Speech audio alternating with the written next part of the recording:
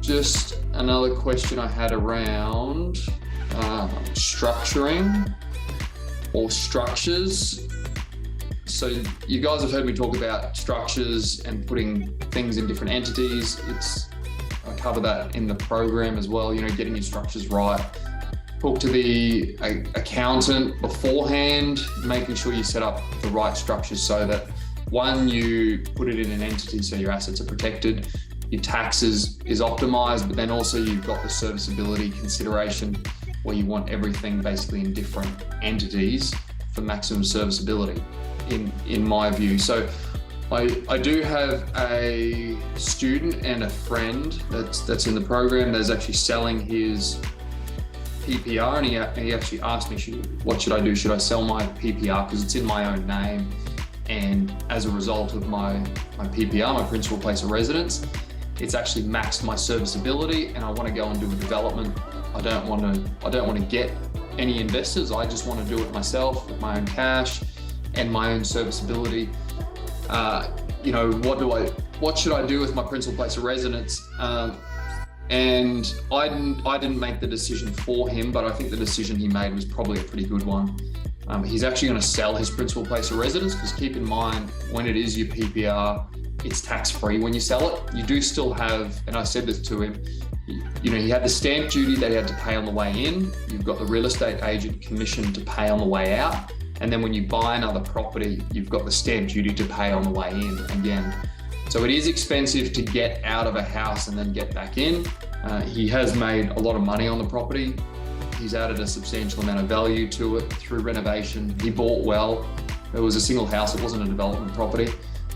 He did some renovations to it.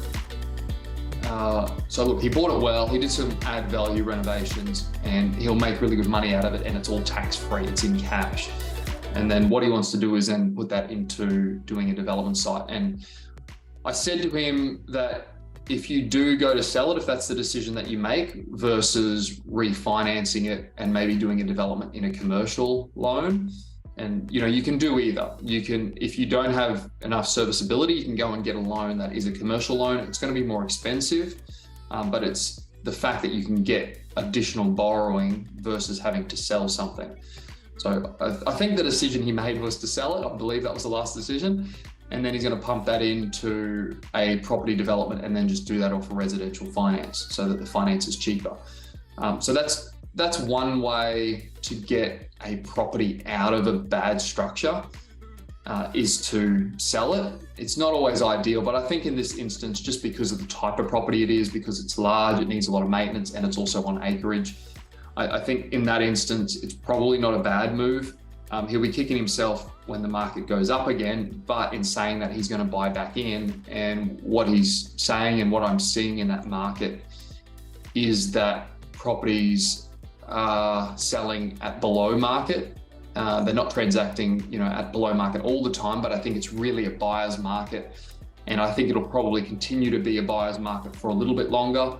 It may only last, and the market I'm talking about is in Southeast Queensland. I won't say exactly where, but it is in Southeast Queensland. I think there will be a buyer's market in that area for a little bit longer.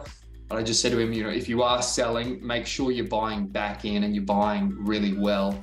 So, if the market does turn the other way, and it has a potential that it will in the next 12 months potentially. So if it does turn the other way and you've missed, the boat on the way up, you might have cost yourself not only the stamp duty on the purchase of a new property and the agent fees, but then, you might have to buy in another couple of $100,000 more potentially. So if you are looking at doing that, selling to then put that money into a development, just be mindful that you've got to get onto it, not necessarily straight away, but you've got to make sure that you've got your strategy down pat for what you want to buy, and you're, looking early. I know that if I sold a property, I could easily go and find one and do it again and replicate it. But if you're only, getting into development for the first time, make sure you've got the skill set and also the confidence to actually jump on deals when they're there. Deals will come up all the time, but the first one is going to be the hardest. So especially when the market's, funny at the moment, if it turns and you're trying to buy in a rising market, it's a lot more difficult to buy into a rising market versus, where we are now in buyer's market. So the buyer's market that we're in at the moment, I don't know how much longer it's going to last for. It could be, 3 months, 6 months, it could be 12 months, it could be a bit longer, I'm not sure. And there's other markets that, are still not even buyer's markets out there. So anyway, I won't say anything more about that. But just to recap for those people, I know a couple of people just joined, just to recap, if you've got property that isn't in the correct structure, you've got really 2 options. You either sell it to another entity, 3 options. You keep it where it is in that structure, which isn't ideal. You either sell it into, a related party structure and you pay the stamp duty, or you just on-sell it.